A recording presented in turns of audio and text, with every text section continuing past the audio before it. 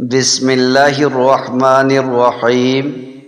حضرت ابو ہریرہ رضی اللہ عنہ سے روایت ہے کہ رسول اللہ صلی اللہ علیہ وسلم نے فرمایا، مجھے دوسرے انبیاء پر 6 چیزوں سے فضیلت عطا کی گئی ہے۔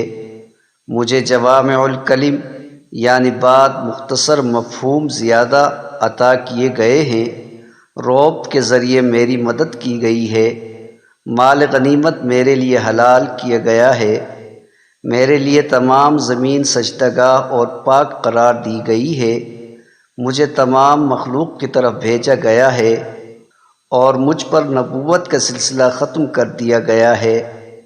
حضرت خباب بن ارت رضی اللہ تعالی عنہ بیان کرتے ہیں، رسول اللہ صلی اللہ علیہ وسلم نے ہمیں نماز پڑھائی تو اسے طویل کیا۔ صحابہ کرام نے عرض کیا، اللہ کے رسول، آپ نے ہمیں نماز پڑھائی جبکہ آپ نے ایسی نماز پہلے کبھی نہیں پڑھائی تھی۔ آپ صلی اللہ علیہ وسلم نے فرمایا، ٹھیک ہے، یہ امید اور خوف والی نماز ہے، میں نے اس میں اللہ تعالیٰ سے 3 چیزوں کی درخواست کی، اس نے مجھے 2 عطا فرما دیں اور 1 سے روک دیا۔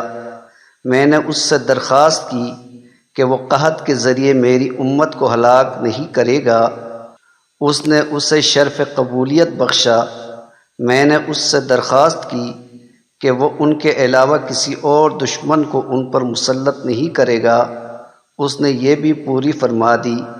اور میں نے اس سے یہ بھی درخواست کی کہ ان کی آپس میں لڑائی یعنی خانہ جنگی نہ ہو، تو اس نے اس سے مجھے روک دیا۔